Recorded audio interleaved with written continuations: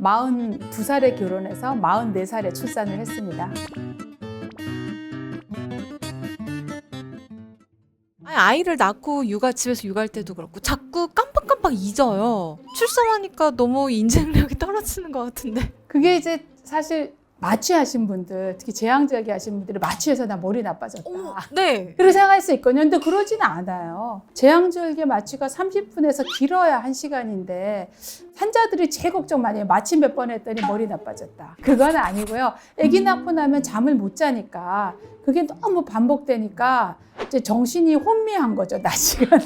그리고 낮인지 밤인지도 막 헷갈리잖아요. 건물 안에만 있으면. 집에서만 하루 종일 있으면 낮인지 밤인지 헷갈리지, 밤에 2-3시간마다 깨지. 그러니까 이게 아침, 점심, 저녁도 헷갈리는데 일하는데 기억력이 떨어지는 건 당연하죠. 그거는. 원장님은 어떻게 극복하셨어요?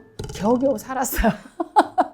정말 정신없이 내가 한 말 기억 못하고 정말 하루하루 살았던 것 같아요. 그때는요. 특히 100일까지는. 그 다음에 돌까지. 정말 정신없이 살았어요. 민폐를 많이 끼쳤죠. 그러니까.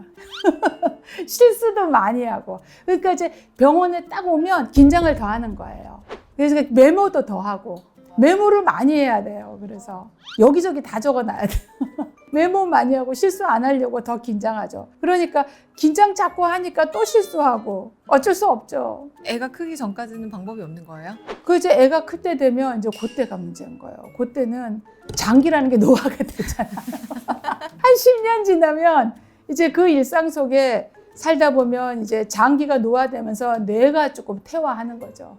퇴화하면서 이제 진짜로 기억력이 나빠지는 시기가 오죠. 근데 아기 낳은 직후에 그러는 거는 출산의 후유증이 아니에요. 그러니까 내가 출산할 때 출혈이 엄청 많이 됐다 이런 사람 아니나는 그 후유증은 아니고 대부분은 출산 후에 육아에 의한 피로감으로 인해서 생긴 거죠. 기억력이 떨어지는 것. 자기 몸 추스리는 데만 집중하면 훨씬 빨리 정상화 되겠네요. 그런 참 정말 왕비님 같은 분위기. 뭐 그러겠죠. 그 연예인들 보면 한 달 만에 몸 체중 다 뺐다 이런 얘기 하시잖아요. 매스컴에 나오는 얘기니까 얼마나 드문 일이겠어요. 일상생활에는 거의 없는 거라 봐야죠. 그거는. 남이 그랬다는 게 뭔 의미가 있겠어요. 나는 하루하루 지금 정말 2시간 자고 깨고 3시간 자고 깨는데. 그때 원장님 소원 혹시 아무런 방해도 받지 않고 내가 원하는 잠 푹 자는 거. 일주일에 한 번 잠 푹 자는 거. 지금 내 소원은 아들하고 남편하고 나가서 집에 혼자 있는 거. 그때나 지금이나 나 혼자 좀 있는 거.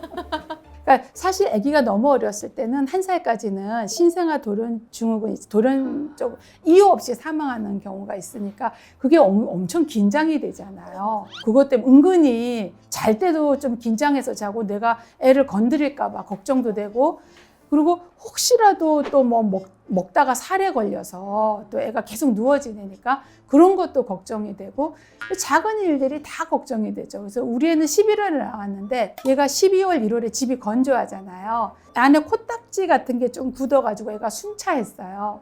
그때 제가 엄청 걱정했거든요. 숨이 차서 코 때문에 힘들다고 우니까 나중에 생리식염수도 없고 바로 풀어졌는데요.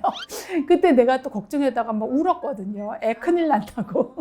그러니까 작은 일로도 자꾸 걱정하고 그때는 그러니까 긴장하죠. 잠 못 자죠. 그러니까 한마디로 제정신이 아니죠. 사람이 제정신이 아닌 거예요. 그때는.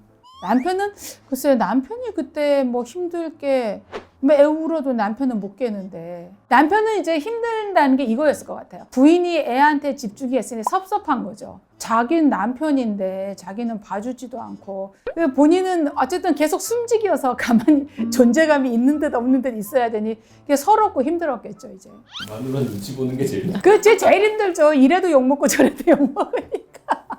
그래서 힘들지 남편이 육아로 힘든 건 없어요. 육아하는 집은 좀 힘들 수도 있겠어요. 같이 애 데리고 자고 이러면. 근데 우리 집은 그러질 않아서. 데리고 잘 때 제일 걱정됐던 거 힘들었던 게 어떤 거예요? 일단 긴장하는 거 내가 자다가 애 건드리고 애를 항상 요만큼 떨어뜨려서 애기 침대 옆에 따로 재우는 거. 그다음에 애가 시간 맞춰 깨는 게 아니니까 나 이제 막 3, 4시에 깊은 잠에 이제 들었는데 그때 깨야 되는 거. 이거 너무 힘들죠. 그리고 분유를 좀 미리 타놓고 먹여도 되거든요. 사실 12시에 2개 타놓으면 되는데 진짜요? 생각해보세요. 3시간 동안 분유가 썩겠어요. 상하겠어요. 근데 그거를 꼭 그때 또 꼭 타야 될 것 같은 이 압박감 때문에 3시에 일어나서 분유 타는 거 힘들었어요.